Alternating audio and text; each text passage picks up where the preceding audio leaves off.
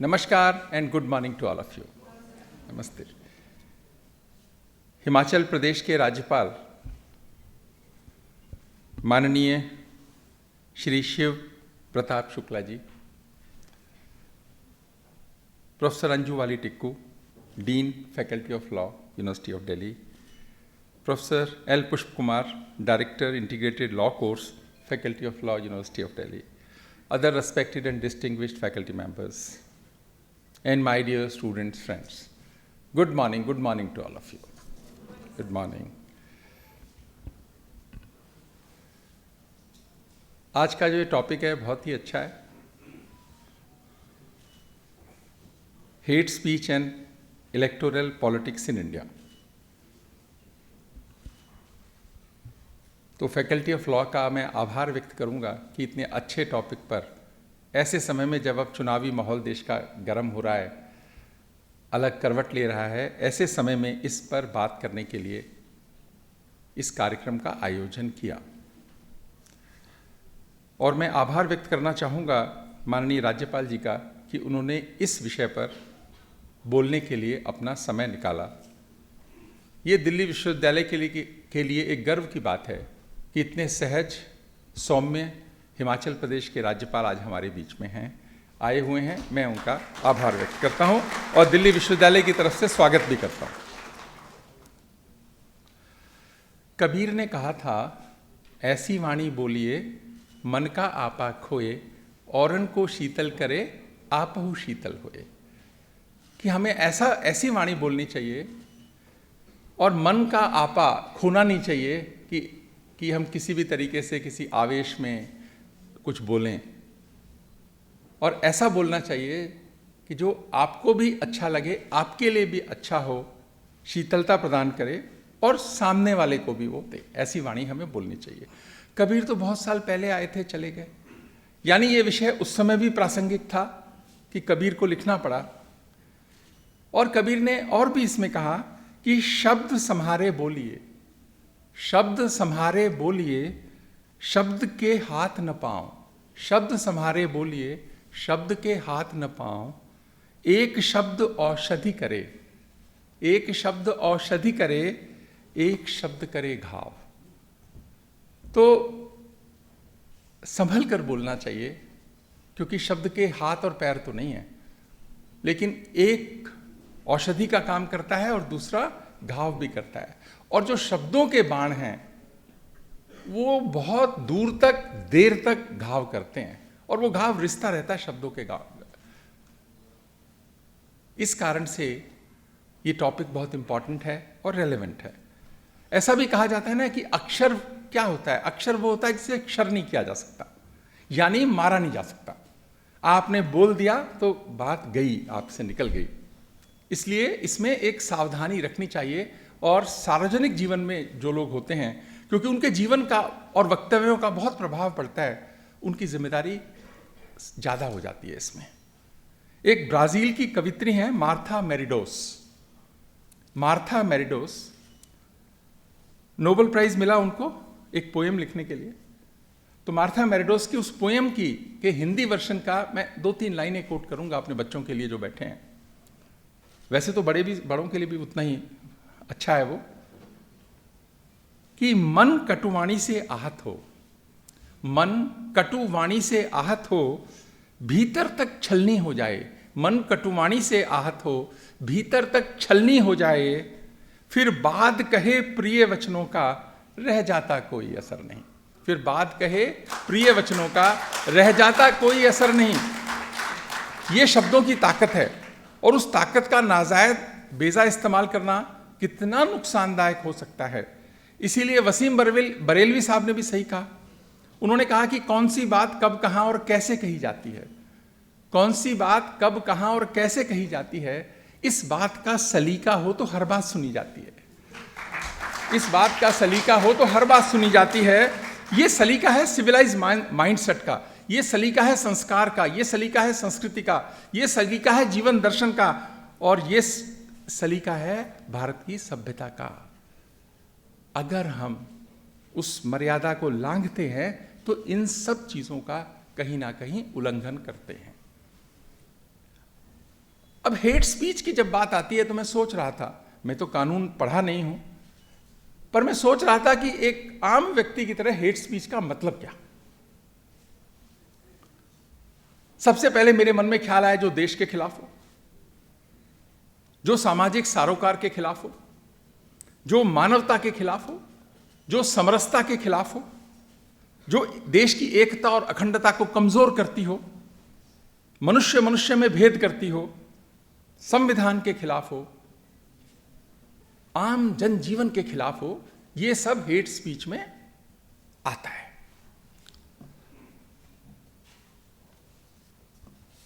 फिर मैंने सोचा कि हेट स्पीच को कैसे परिभाषित करें। ये तो एक कॉमन आदमी का हो गया कि ये होगा तो ये हेट स्पीच में आएगा। पर मैंने कहा लॉ स्टूडेंट्स के सामने बोलना है, और उनकी डीन प्रोफेसर अंजू वाली टिक्कू भी बैठी हुई हैं यहाँ पे, डायरेक्टर बैठे हैं, बाकी बड़े सीनियर लोग बैठे हैं, कि हेट स्पीच की कॉन्स्टिट्यूशनल वैलिडिटी क्या है, कॉन्स्टिट्यूशनल फ्रेमवर्क क्या है हेट स्पीच पे। क्योंकि संविधान ने हमें अधिकार भी दिए, संविधान ने हमें कर्तव्य भी दिए। प्रोफेसर मैडम ने ठीक कहा कि एक बैलेंस है, राइट बैलेंस है अधिकारों और कर्तव्यों का। तो article 19(1)(a) of constitution of India वो क्या कहते हैं कि भारत के नागरिकों को अभिव्यक्ति की स्वतंत्रता का मौलिक अधिकार देता है। तो जब भी कभी बात होती है कुछ तो बोलते हैं हमारा तो अधिकार है, मौलिक अधिकार है, और मौलिक अधिकार के साथ छेड़छाड़ नहीं हो सकती, क्योंकि वो तो मौलिक है, फंडामेंटल है। लेकिन खाली 19(1)(a) ही पढ़कर तो काम नहीं चलेगा ना। हमारे देश की एक और आदत है, जैसे कहा गया कि अहिंसा परमो धर्मः, ये आधी बात है, और देश चला दिया इससे और चल पड़ा देश क्या अहिंसा अहिंसा परम धर्म है। सही बात है, इसमें कोई आधी बात भी गलत तो नहीं है, गलत ये भी नहीं है। 19(1)(a) of the constitution, article 19(1)(a), अहिंसा परमो धर्मः। पर उसके बाद क्या दूसरी लाइन, धर्म हिंसा तथैव च, यानी अहिंसा परम धर्म है, ये सही है, लेकिन धर्म के लिए की गई हिंसा उससे भी बड़ा कर्म है। आधी बात से उसका मतलब निकल गया, कुछ और मतलब बन गया। इसी तरीके से जो लोग इस देश में अभिव्यक्ति की स्वतंत्रता की रोज बात करते हैं, दिन में करते हैं, रात में करते हैं, बहुत करते हैं, आर्टिकल 19(1)(a) ही तो पढ़ते हैं। इसी कारण से, क्योंकि ये जो अधिकार दिए कॉन्स्टिट्यूशन में, ये निरंकुश थोड़ी दिए। इसके साथ ही साथ आर्टिकल का दूसरा हिस्सा 19(2) भी तो इसके साथ ही आता है। जैसे अहिंसा परमो धर्मः दिया, पर उसके साथ दूसरी लाइन भी दी। 19(2) क्या है कॉन्स्टिट्यूशन का, वो कहता है, इसमें अंकुश लगाता है कि रीजनेबल रिस्ट्रिक्शंस लगाता है अभिव्यक्ति की स्वतंत्रता पर। क्या कहता है, मैं कोट करना चाहूंगा, भारत के किसी नागरिक की अभिव्यक्ति की स्वतंत्रता से देश की संप्रभुता, अखंडता, सुरक्षा, विदेशी राज्यों के साथ मैत्रीपूर्ण संबंध, सार्वजनिक व्यवस्था, गरिमा, नैतिकता को खतरा एवं न्यायालय की अवमानना, मानहानि या अपराध के लिए उकसावा नहीं होना चाहिए। तो जो मैं कॉमन सेंस से कह रहा था, उसको जरा टेक्निकल टर्म्स में आर्टिकल में लिखा हुआ है।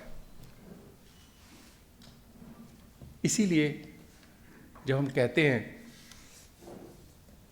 पर चलो उससे पहले मैं एक और, लॉ कमीशन ऑफ इंडिया की 267वीं रिपोर्ट है, उसमें कहा गया कि नफरत भरे भाषण को मुख्य रूप से race, ethnicity, gender, sexual orientation, religious belief आदि के आधार पर परिभाषित व्यक्तियों के समूह के खिलाफ नफरत भड़काने के रूप में बताया गया। तो लॉ कमीशन भी कह रहा है, आर्टिकल भी कह रहा है कॉन्स्टिट्यूशन का। मैं एक और बात मानता हूं, इसी कारण से कि रीजनेबल रिस्ट्रिक्शंस की जो बात है कि absolute freedom is a state of utopia. We all should remember this. Absolute freedom is a state of utopia. It doesn't exist, and it should not exist also.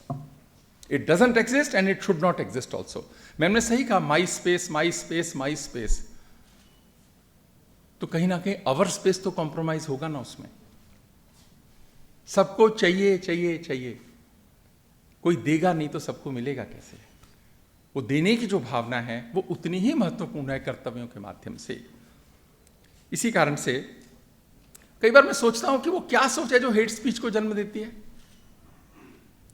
और ये यहां पर इसके साथ जुड़ा हुआ है इलेक्टोरल, जो साथ में हमने इसके साथ में डाल दिया। चुनावों में इसका क्या है, चुनाव के लिए इसका क्या है, चुनावी राजनीति में हेट स्पीच का क्या मतलब है। राजनेता को लगता है कि अगर वो हेट स्पीच देगा तो उसको वोट मिलेंगे, बढ़ेंगे उसके वोट, तभी वो देता है। इसमें कसूर राजनेताओं का है या हमारा है जो इससे प्रभावित होते हैं?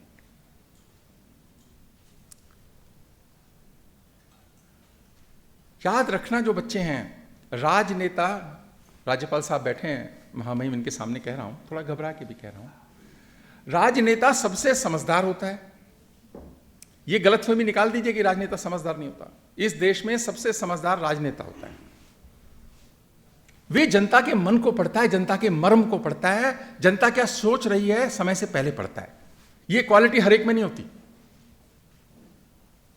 क्योंकि जनता से उसका रोज का कनेक्ट है। वो कोई बात ऐसे नहीं बोल देता।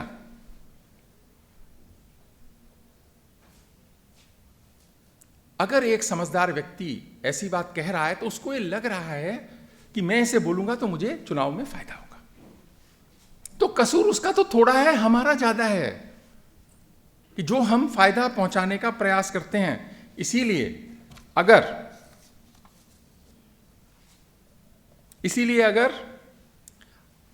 राजनेताओं को ये लगे कि हेट स्पीच देंगे और वोट नहीं मिलेंगे, कोई भी राजनेता हेट स्पीच नहीं देगा। बच्चों मान के चलना, और जो टीचर्स हैं वो मान के चलना, और विश्वविद्यालयों का जो इंटेलेक्चुअल वर्ग है वो मान के चलना कि नेता लोग हम सबसे ज्यादा इंटेलिजेंट होते हैं। हम तो 10 लोगों से मिलते होंगे, वो 1000 लोगों से रोज मिलते हैं। उनका जीवन यदि हमको 5 दिन जीना पड़ जाए तो हमको आफत आ जाएगी। इतना कॉम्पिटिटिव है, इतना मेहनत का है। तो वो मर्म समझते हैं जनता का कि अच्छा लगेगा, ऐसा बोलूंगा तो मुझको फायदा होगा, और वो हेट स्पीच में आ जाता है। तो जनता को भी, हम सबको भी अपने मन को, अगर इस विषय से बाहर आना है हेट स्पीच के, हमको अपना मन बनाने की जरूरत है कि यदि कोई ऐसे बोलेगा तो चुनाव में उसको वोट नहीं देंगे। आप देखिए ना, फिर कोई नहीं बोलेगा, आप वोट देते रहिए। वो मजबूर है, बेचारा बोल रहा है, कसूर उसका आ जाता है क्योंकि वो बोल रहा है। इसीलिए मैंने कहा सिविलाइज माइंडसेट, संस्कार, संस्कृति, इससे जुड़ा सब्जेक्ट है ये। और मेरे विचार से तो वो स्पीच सबसे खतरनाक मानता हूं जो देश के खिलाफ हो, देश के सौहार्द के खिलाफ हो। और यदि हमको लिस्ट बनानी हो कि कौन कौन सी हेट स्पीच है और कौन सी सबसे खराब है, मेरा ऐसा मानना है कि पहला नंबर जाएगा कि देश के विरोध में बोलने वाले लोग। ये सबसे पहली कैटेगरी है हेट स्पीच की। मैं एक पैराग्राफ कोट करना चाहूंगा आप सबके लिए। अरुंधति राय देश की एक बहुत बड़ी हस्ती हैं, उनकी एक स्टेटमेंट कोट करना चाहूंगा। Quote, the Indian state from the moment it became a sovereign state, from the moment it shook off the shackles of colonialism, it became a colonial state and it has waged war since 1947 in Kashmir, Manipur, Nagaland, Telangana, Punjab, Kashmir, Goa, Hyderabad. If you look at it, it is like a state that has been perpetually at war and a military war, deploying the army against its own people. The state of Pakistan has not deployed its army against its own people in the way the democratic Indian state has. And if you look at who are these people that the Indian state chose to fight, in all northeastern states, they were tribal people. In Kashmir, it was Muslims. In Telangana, it was tribal people. Hyderabad, it was Muslims. In Goa, it is Christian. In Punjab, it is Sikh. So you see this perpetual upper caste Hindu state perpetually at war. Unquote. ये है hate speech. ये pure definition है और अरुंधति राय और ऐसे सब पढ़े लिखे लोगों को बचना चाहिए इस तरह से बोलने से, उनको भी बचना चाहिए। ना उनके हित में है ना देश के हित में है, और बच्चों के और लोगों के और नागरिकों के मनों को कलुषित करने का काम करती हैं, क्योंकि सेलेक्टिव रूप से एक बात कहने की कोशिश कर रही हैं और कह रही हैं कि पाकिस्तान हमसे ज़्यादा अच्छा है इस मामले में। मैं उस डिबेट में नहीं जा रहा हूं, लेकिन मैं ऐसा मानता हूं कि सामाजिक जीवन में जो हैं उन्हें बचना चाहिए इस तरह की स्पीच देने से। अपने स्टूडेंट्स के लिए, अपने बच्चों के लिए एक एग्जाम्पल दिया मैंने हेट स्पीच का।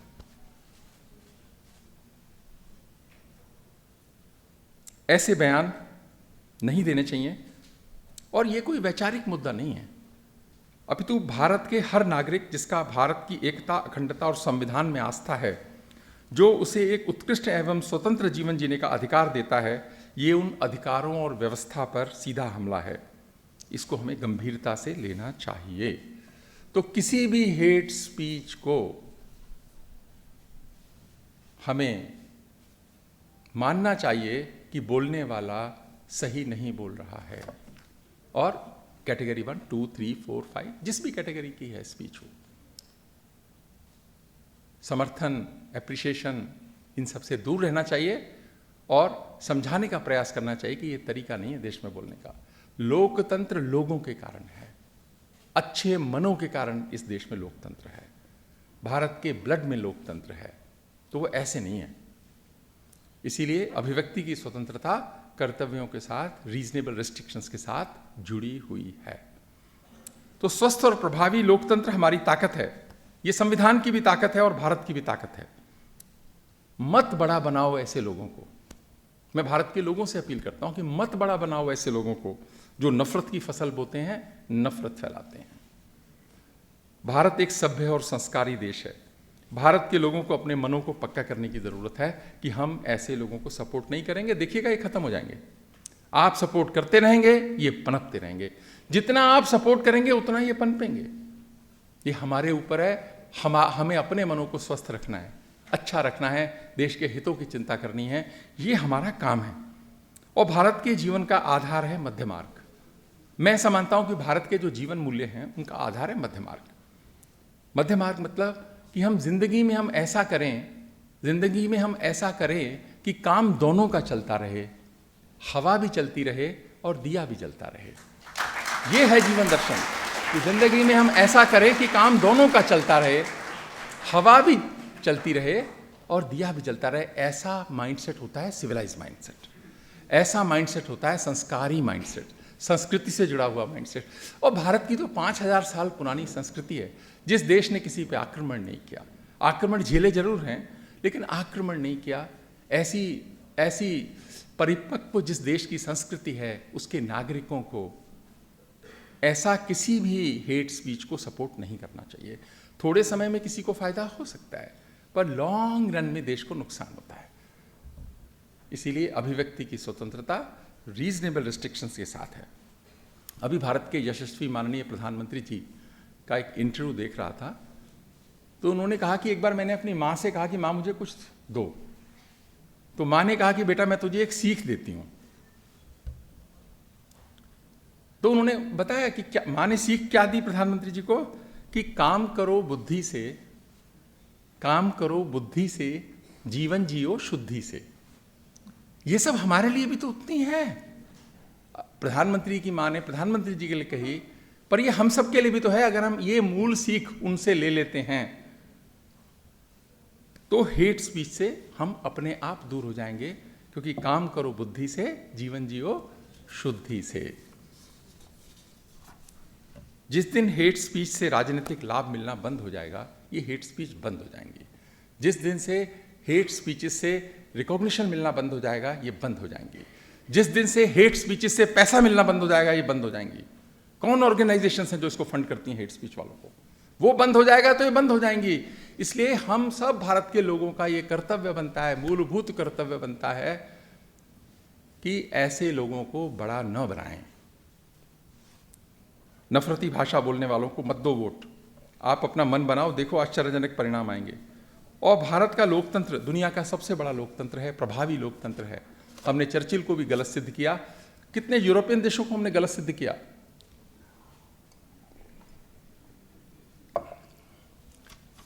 भारत में सत्ता परिवर्तन के लिए कभी संघर्ष नहीं हुआ 75 साल में।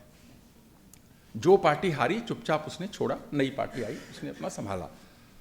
बहुत सारे विश्व के देशों में ऐसी कोई डेमोक्रेसी का दम्भ तो भरते हैं, पर ऐसा नहीं है कि वहां पे बहुत सहजता और सरलता से चलता है क्योंकि जैसा समाज होगा वैसा उसका लोकतंत्र होगा, और भारत का समाज लोकतंत्र उनके ब्लड में है।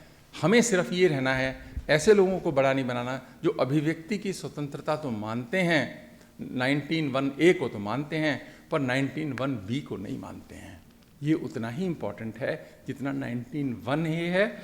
आप सब इस सारे सामाजिक परिवेश में और भारत के परिवेश में अपने मन को अच्छा रखना, अपने दूसरों के मन को अच्छा रखना, आप एक रोल मॉडल बनो। दिल्ली यूनिवर्सिटी का काम है कि देश को दिशा दे सकते हैं। अगर आप रोल मॉडल बन सकते हैं तो समझिए कि आप कुछ अच्छा करेंगे। आप लॉ के स्टूडेंट्स हैं, आपका बड़ा लंबा प्रभाव पड़ेगा। याद रखना इन दोनों चीज़ों को। आपको बहुत सारी शुभकामनाएं।